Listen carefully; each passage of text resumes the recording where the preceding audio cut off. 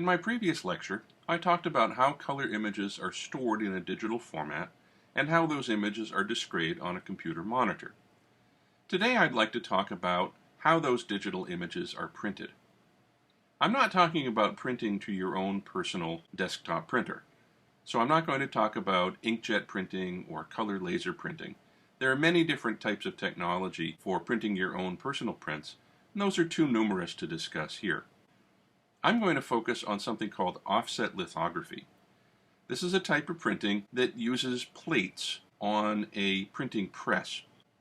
This is how most items have been printed commercially for well over 100 years. So most books, newspapers, magazines, brochures, posters, product packaging are all printed with this process of offset lithography. And if you're working with clients to produce images that are destined for print output, there's a very good chance that they'll be using offset lithography. So that's the type of printing that I'm going to focus on today. I'll describe the process in more detail soon. The process of printing color images is very different from displaying them on a monitor. With a CRT or LCD monitor, the device is actually generating light and producing light that shines out to your eye. Paper, of course, does not produce light. Instead, the light is coming from other sources, such as the sun overhead or light bulbs in a room. The light reflects off of the paper surface back to your eyes, and that's how you see the image that's printed on the paper. Blank white paper reflects most of the light that hits the surface. Very little of the light is absorbed by the paper, and the paper reflects back equal amounts of red, green, and blue light, which, when it enters your eye, is perceived as white. Black paper, or paper that has black ink printed on it, absorbs most of the light and reflects very little back to the eye, and therefore it's perceived as being black. Colored paper, or colored inks printed on paper, use pigments that absorb some of the wavelengths of light and reflect others. What your eye senses is only the light that is being reflected back to your eye. Here's a way of visualizing this graphically. What you're seeing here is a sheet of paper viewed from the side with an imaginary beam of white light striking the paper and then some components of that white light reflecting back towards the eye. As we've discussed before, equal amounts of red, green, and blue light is perceived as being white. So we could say that white light consists of beams of red, green, and blue light traveling together. When this beam of white light hits white paper, equal amounts of red, green, and blue are reflected back to the viewer, and the viewer's eye perceives this as being white. When that same beam of white light strikes black pigment that's printed on the surface of the paper, the chemicals in the black pigment absorb all of those wavelengths of light, reflecting essentially nothing back towards the eye, so the image appears black. Various colored pigments absorb certain wavelengths of light and reflect others. So, for example, the chemicals in a red pigment absorb both green and blue light, reflecting only red light back to the eye, and therefore the eye perceives that surface as being red in color. Similarly, green pigment absorbs the red and the blue wavelengths of light, reflecting only the green, and a blue-colored pigment absorbs red and green light and reflects only the blue light to your eye. You might think that you could use a combination of red, green, and blue pigments to print all of the different colors in the visible spectrum, similar to the way that a computer monitor uses red, green, and blue light to create all of the colors in the visible spectrum. However, there's a problem with using these particular kinds of pigments for printing. The problem is that each of these pigments absorbs two wavelengths of light and only reflects one, and we'll see in just a second why that's a problem. So just as a reminder, red pigment absorbs green and blue and reflects red light, green pigment absorbs red and blue and reflects green light, blue pigment absorbs red and green and reflects blue light. When you combine any of those two pigments together, they actually absorb all of the wavelengths of light and reflect very little. So for example, if you were to combine red pigment and green pigment, the red pigment is absorbing the green and blue, the green pigment is absorbing the red and blue, and therefore none of the wavelengths of light are actually able to reflect back to the eye. And so combining these pigments results in something that looks very dark and muddy. It does not produce the full range of colors in the visible spectrum. As far back as 1752, printers did try to use a combination of these pigments in order to print full-color images. Here's an example from Jacques Gautier from 1752, obviously a medical image that's been printed using a combination of red, green, and blue pigments. You'll notice that the image is pretty dark and muddy. After a number of attempts using these colors of pigment, this process was abandoned because the results were not all that good. By the late 1800s, printers had discovered a trick that allowed them to print much better quality color images using different groups of pigment. They had much more success if they used pigments that absorbed only one wavelength of light and reflected the other two. Cyan pigment contains chemicals which absorb only the red wavelength of light and reflect green and blue in equal amounts. When the green and blue light strikes the eye, it is perceived as this light greenish-blue color that we call cyan. Magenta pigment contains chemicals that absorb only the green light, reflecting equal amounts of red and blue, which the eye perceives as this light sort of purpley red color. And yellow pigment absorbs only the blue light, reflecting equal amounts of red and green, which the eye perceives as a yellow color. These three colors are referred to as the subtractive primary. They're called primary colors because they can be combined to create most of the other colors in the visible spectrum. But they're referred to as subtractive because they function by absorbing or subtracting a particular wavelength of light and reflecting the other wavelengths of light. So as I've already mentioned, cyan pigment absorbs red light, reflects blue and green. Magenta pigment absorbs green light and reflects blue and red. Yellow pigment absorbs blue light and reflects green and red. Another reason that these are referred to as subtractive primary colors is because when you combine these pigments, the resulting color is always darker or less bright than either one was alone. This is very different from what we saw with the additive primaries, which are the colors of light, red, green, and blue. So notice what happens when you combine cyan and magenta. The cyan is absorbing the red light. The magenta pigment absorbs the green light. The only light that reflects back to the eye is blue. Similarly, if you combine cyan pigment and yellow pigment, the cyan pigment absorbs red, the yellow pigment absorbs blue, and only the green light is reflected back to your eye. So cyan plus yellow make green. When you mix yellow and magenta pigments, the magenta absorbs green light, the yellow pigment absorbs blue light, and only the red light is reflected back to your eye. So yellow and magenta combine to make reds. So combining these three colors of pigment allows you to create many more colors in the visible spectrum. Here we see that same phenomenon displayed graphically. At the top, cyan and magenta pigments are mixed together. The cyan pigment absorbs red light, the magenta pigment absorbs green light, and only the blue light is reflected, and so on. This process was discovered in the late 1800s and was first used commercially in the 1890s. Here you see the very first image that was widely printed and widely distributed using the cyan, magenta, and yellow printing process. It's still a little dark and muddy, but it's a huge improvement over what had come before. This process of using cyan, magenta, and yellow inks has evolved in something that we call the four-color printing process. This uses the three subtractive primaries, cyan, magenta, and yellow, and adds black as the fourth color of ink. There are a couple reasons why black was added to this process. First of all, in theory, cyan, magenta, and yellow mixed together would create black because they would absorb all wavelengths of light. But in reality, the inks are not perfectly pure, and therefore combining all three of them makes a very dark, muddy brown. It doesn't make a true black.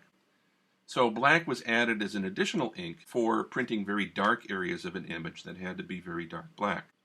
Another reason why black was added is that the three colored inks, CMY, are much more expensive to produce. It's much cheaper to produce black ink. So rather than trying to make dark areas out of a combination of all three colored inks, it's much less expensive if you fill those dark areas in with just black ink. In this process, the black is represented by the letter K. and therefore we refer to this process as CMYK, cyan, magenta, yellow, and black. Some people claim that the letter K was used instead of B for black to distinguish it from the B in RGB. Turns out that's not actually true. CMYK inks were in use in the late 1800s, long before color television or color computer monitors. So in the late 1800s, nobody knew what RGB even meant. The letter K was chosen because it represents what's called the key color. It turns out in a printed image, much of the detail comes from the black information, and therefore the black was key to creating detail in a printed image. So this process of using these 4 colors of ink, CMYK, is often referred to as 4-color process printing or simply process color printing. You can color objects in your favorite Adobe graphics software using a combination of cyan, magenta, yellow, and black inks. This is what your color picker would look like. Instead of having 3 sliders for red, green, and blue, you now have 4 sliders for cyan, magenta, yellow, and black ink. And notice that the box where you can enter a numerical value for each color is no longer arranged from 0 to 255, it's a percentage from 0 to 100%. What this means is that if you print 0 ink on paper, it means you're printing nothing. You're simply letting the white of the paper show through. If you print 100% ink on paper, it means you're covering the paper with a solid layer of ink. So notice in the center that the magenta ink has been turned all the way up to 100%. So this means that you're printing with 100% solid magenta ink in that object.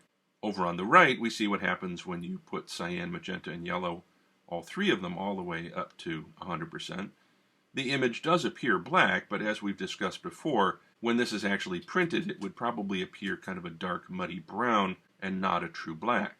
So you'd be much better off in this case simply sliding the K all the way up to 100% and setting CMY back down to 0 so that you would print with 100% solid black ink. Of course, you're not limited to choosing just 0% or 100% of any of these colors of ink. You can choose any percentage between 0 and 100%. So here, for example, you see 25%, 50%, or 75% magenta. And you can see how you can use these percentages to create lighter tints of each color. Plus, you can combine different amounts of cyan, magenta, yellow, and black to create essentially all of the colors in the visible spectrum. When you print one of these lighter tints of a color, the printer does not simply apply the ink more lightly to the paper. The printer can't dilute the ink or mix it with white in order to make a lighter version of the color. The only way that the printer can make a lighter version of one of these colors of ink is to create something called a halftone pattern. We've talked briefly about halftones in an earlier lecture, and you can see an example in the lower left. To create lighter areas of ink, the printer applies the ink in small dots, where the ink covers only a small area of the paper, allowing a lot of the white of the paper to show through. To create somewhat darker tints, the printer creates larger halftone dots, which occupy more of the area of the paper, allowing very little of the white of the paper to show through. This image is magnified significantly. Normally, this image would be very small, so that the individual halftone dots would not be visible to the naked eye, and yet it would still create the illusion of varying different percentages of magenta ink. When you use different percentages of all 4 colors of ink, each color is printed as its own dot pattern on the paper. You can see that in the bottom right side of the image. There's a picture of some pears, and at normal magnification, it appears as a completely continuous tone image. But when you zoom in, you realize that the image is made up of several overlapping halftone patterns of colored dots. I think you can probably make out the halftone pattern of the magenta dots, the cyan or bluish colored dots, the halftone pattern of the yellow dots, and also there's a halftone pattern of black dots as well to create the very dark areas. So to create lighter percentages of each color, you have to use these patterns of halftone dots.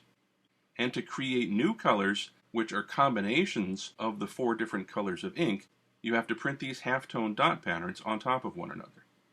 By the way, this slide also demonstrates something that I discussed briefly in an earlier lecture. The difference in line screens between what we call a very coarse line screen, where the halftone dots are large and spaced far apart, versus a very fine line screen where the halftone dots are very tiny and the rows of dots are spaced very closely together. So here you see a comparison of a 65 line screen, which would be used for something like newspaper printing, where the dots would almost be visible to the naked eye. A 133 line screen, which is used for most types of printing, most books and packaging and posters and so on. And then 200 line screen, which would only be used for high quality art books and corporate annual reports and other types of very high quality printing. In order to print an image using CMYK inks, you have to have 4 different plates on a printing press. One plate to print the cyan information onto the paper, another plate to print the magenta ink, another for the yellow, and another for the black. These 4 different colors of ink are then printed on top of one another to create the final printed CMYK image. They're actually printed in a slightly different order. The order in which they are printed is YMCK. They always print the lightest color of ink, the yellow, first, and then black is the darkest color of ink, so they go from light to dark. So when these 4 different prints, using these 4 different colors of ink, are printed on top of one another, you get the final image like you see at the bottom. Here's a little bit more detail about how the printing process actually works. Printing ink is a very thick liquid. It is poured into an ink reservoir, and from the ink reservoir, the ink is transferred onto something called an ink cylinder. The ink cylinder, in turn, transfers the ink onto something called a plate cylinder. The plates that are responsible for printing the image are wrapped around the plate cylinder, and as the plate cylinder rotates, it picks up ink from the ink cylinder. The plate cylinder then transfers the image to another cylinder that's covered with a rubber blanket. This is known as the blanket cylinder. So the image is actually transferred from the plate cylinder to the blanket cylinder, and it's the blanket cylinder that actually then transfers the image to the paper. This process is referred to as offset lithography. The word lithography comes from the Greek word for stone, lithos, because this process was originally done using flat slabs of limestone. The plates now consist of thin sheets of aluminum, or in some cases even thin sheets of plastic or paper. The term offset refers to the fact that the image is transferred or offset from the plate cylinder to the blanket cylinder before being applied to the surface of the paper. You need one complete set of these cylinders for each of the 4 plates on the press. So you need one set of cylinders for cyan information, another set for magenta, another for yellow, and another for black. So if you look down at the bottom right corner, you'll see what a 4-color printing press looks like. And if you look closely at it, you'll notice that towards the right-hand end of the press are 4 identical-looking units. Each unit contains a complete set of the cylinders. So one of those heads, as they're called, is responsible for printing the cyan information, another for the magenta, another for yellow, and another for black. So a single sheet of paper passes through 4 sets of cylinders and is printed with 4 different images, one for each of the 4 colors, before the final print is complete. You might be wondering how it is that you obtain those 4 different plates that are used for CMYK printing. This is a fairly complex process called color separation. Color separation refers to taking a single full-color image and separating it into the 4 plates that are used for the press. This was originally done using a photographic process that dates back well over 100 years. Then the traditional process was replaced using digital technology beginning in the mid-1980s. In traditional photographic color separation, you always start with an original piece of artwork, some sort of hand-drawn, hand-painted piece of art. You place the artwork on a device called a graphic arts camera, and you can see a picture of a graphic arts camera in the lower right. These are very large, antique-looking contraptions. The artwork would be placed on that flat board at the far right, and there's a set of lights that illuminate the artwork on that board. And then there's a very large camera that is used to photograph the artwork not once, but 4 different times. Each time the camera takes a photograph, a different colored filter is placed in front of the lens to filter out certain wavelengths of light. In the end, this produces 4 different negatives that correspond to the 4 different colors of the 4-color process. In another photographic process, each of those 4 negatives is used to burn a plate. What I mean by that is a plate is actually a piece of metal or plastic or paper material that has a photosensitive coating on it, and the negatives are placed over the plate. It's exposed to light, and that actually burns the image into the surface of the plate. The result is that you have these 4 different negatives, one for each of the 4 colors of ink, and the film negatives are then used to burn the 4 plates that go on the press. In digital color separation, you start with a digital image in CMYK color format. You might create the image from scratch in CMYK. For example, I create all of my Adobe Illustrator artwork in CMYK. Or you may have an RGB image that has to be converted into CMYK. So for example, if you scan something into the computer, typically you're going to scan it in RGB, and later you have to convert it from RGB into CMYK.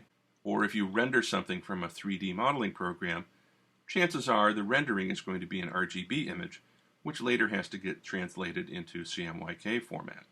From this CMYK digital file, you can print out 4 film negatives on a device called an image setter. That large machine you see at the bottom of the slide is an image setter. It has a computer processing unit attached to it, and the image setter actually contains a laser which etches the image onto a photographic negative.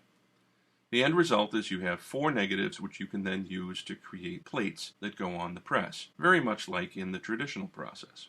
Or there are newer devices called plate setters that allow you to use a laser to print directly on the plates, so you skip the entire step of producing film negatives. You literally hit print on your computer, it sends the digital file to the plate setter and spits out 4 plates that are ready to put right onto the press. So once again, you start out with your full color image, a CMYK image, and you spit out 4 plates, either 4 film negatives that are used to produce plates, or using a plate setter, you would image this directly to those 4 plates. But these would still get placed on a press. You'd still have a 4-color printer to print 4 different colors of ink to get your finished printed image. As I mentioned earlier, anytime you scan something, typically you are scanning in RGB color. Likewise, all digital photographs are in RGB color. And many of the images that you create in your favorite graphics software are also going to be in RGB format. So images rendered from a 3D program are typically in RGB, or you may create RGB images in your favorite raster software like Photoshop or Painter. Regardless of where the RGB image comes from, it has to be converted from RGB format into CMYK format before you can print color separations. You may be aware that in Photoshop, you can go up to the Image menu, go to a submenu called Mode, and if you have an RGB file, you can simply change the image mode from RGB to CMYK. The process seems very simple. However, in reality, this conversion from RGB to CMYK is not simple at all. There are 2 reasons why it's actually much more complex than it would seem. First of all, RGB and CMYK devices have different gamuts. You may recall in an earlier lecture we talked about the notion of a gamut. I'll explain that again in just a second. Also, this process of conversion from RGB to CMYK is controlled by very complex color settings within the software.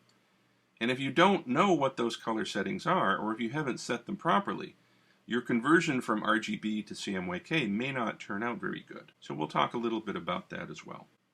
In an earlier lecture, I talked about the notion of gamut. Remember that this large colored circle is supposed to represent all of the colors that exist in the visible spectrum. There is no mechanical device that can reproduce absolutely every color that exists in the visible spectrum. RGB monitors are not perfect, and they can't reproduce every color in the visible spectrum.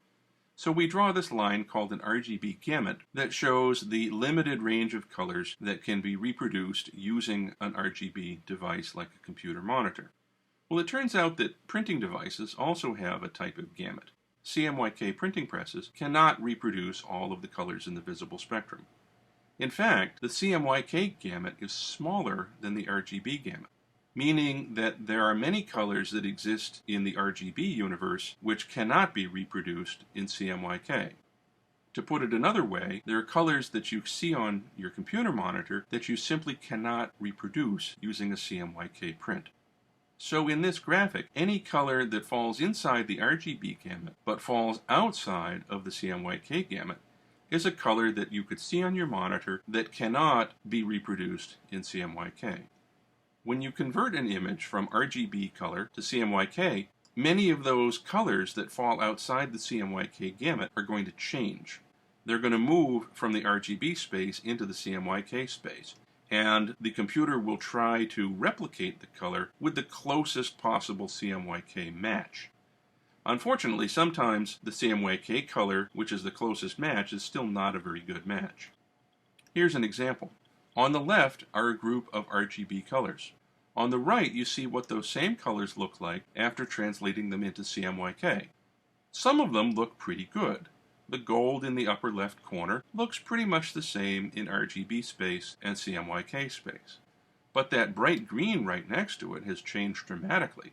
You can create some very vivid greens in RGB that simply can't be reproduced using CMYK color. So when you convert your image from RGB space to CMYK space, you'll often see these very dramatic color shifts or color changes. Notice the cyan square in the upper right. It becomes much darker and grayer. That vivid magenta on the left becomes very dark purple in CMYK, and so on. So the conversion from RGB to CMYK space is complicated by the fact that these two different color formats are not able to reproduce the same range of colors. So your colors may change dramatically in converting from one color space to another. You can try to avoid those ugly surprises by simply not using colors that fall outside of the CMYK space.